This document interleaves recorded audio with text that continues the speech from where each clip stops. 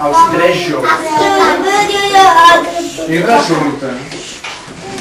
Recitaré una mica que també hi havia un petit regne, amb un rei que havia tingut una princesa, una filla, una princesa que era també molt preciosa. Era tan i tan bonica, que la seva bellesa havia traspassat mars i muntanyes. I d'aquesta manera va ser com 3 joves van arribar amb el propòsit de casar-se amb aquella jove.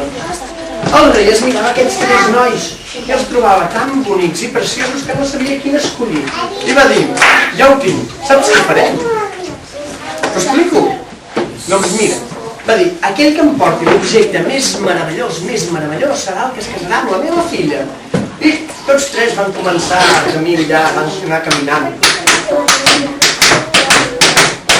Fins que el camí es va dividir en 3 branques. I el més jove, mireu, el més jove portava aquest barret. Va decidir, mira, sabeu què? Jo me n'aniré cap allà, que he sentit que hi ha un mercat. I era un jove que li agradava molt ballar. I se'n va anar ballant.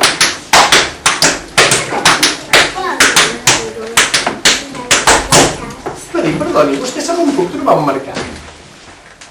Sí, cap on? Cap allà? Cap allà, moltes gràcies, senyoreta. I va continuar ballant. Perdoni, vostè sap on puc trobar un mercat? No. Cap on? Cap allà. Doncs mira. Perdoni, vostè sap on puc trobar el mercat? Cap allà. No ho diguis, cap allà. Va, després de buscar, finalment va trobar aquell mercat. I sabeu què hi havia en aquell mercat? Mira, s'hi venien quadres, s'hi venien fotografies, s'hi venien miralls, s'hi venien de totes coses fantàstiques. I ell vinga a buscar, quan de cop i volta un jovenet li va dir vingui, que tinc una cosa que és fantàstica. Oi, vinc. Ell va ensenyar un petit mirall, que era màgic. És un mirall que quan l'obre li ensenya el que està passant en qualsevol lloc del món en aquell precís moment. Per exemple, si vol saber què està passant ara mateix a Mataró, li ensenyarà.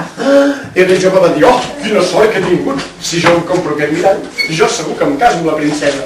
El va comprar al preu que fos i se'n va anar corrents cap al palau.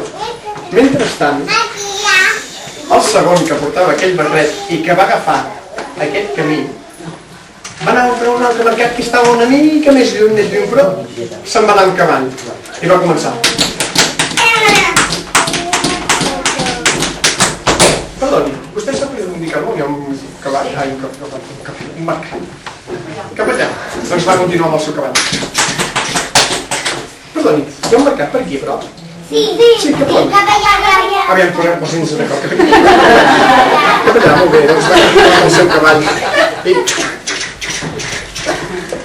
Segur que vostè té cara de saber on hi ha un mercat, que sí? Sí, cap on?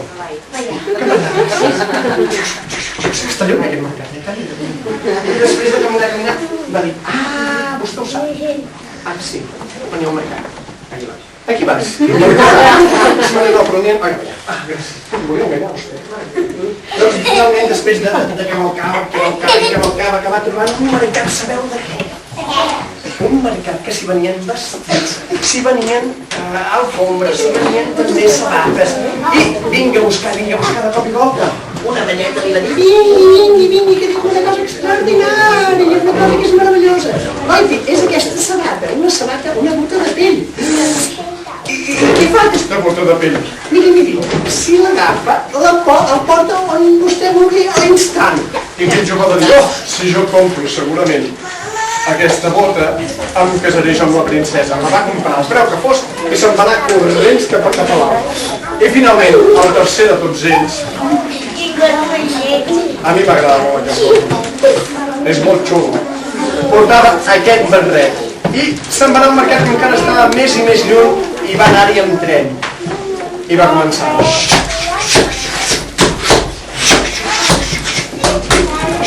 I va dir, perdoni, vostè sap on... Perdona, que tinc un petit accident. Sap on puc trobar un mercat? Va deixar una parada cap allà. I va començar, podeu ajudar,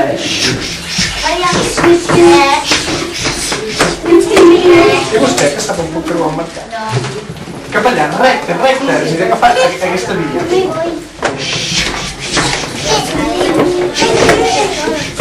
Sap, per allà, mare de Déu.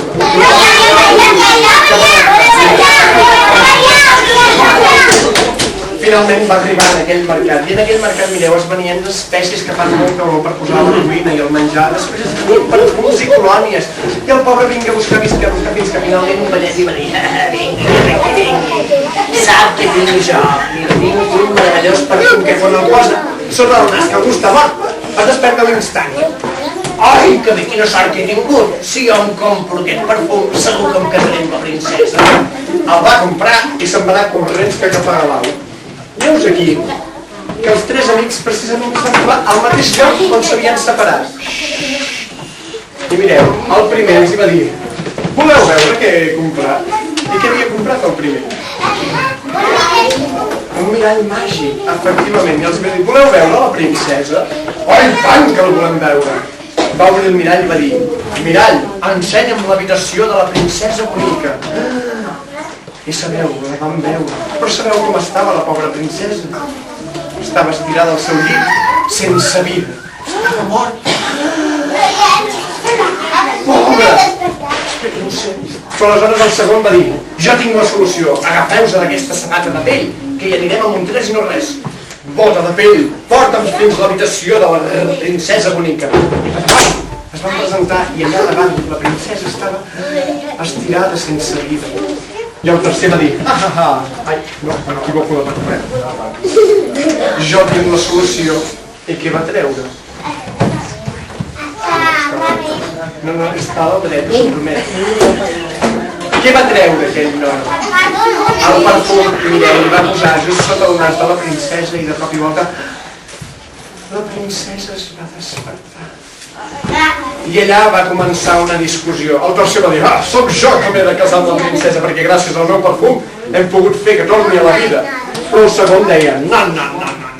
Si no hagués sigut per la meva boda, no haguéssim arribat a Montrés i no res. És a dir, jo m'he de casar amb la princesa. Però el primer deia: no. Qui s'ha de casar amb la princesa? Soc jo, perquè gràcies al meu mirall hem sabut que estava morta.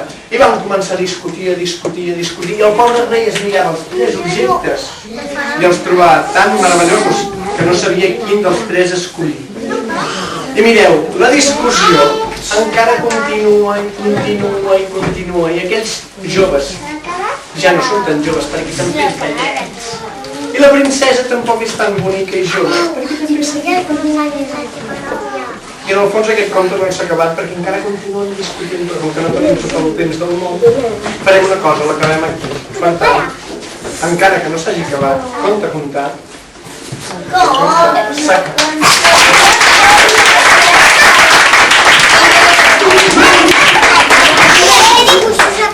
I ara jo fa molt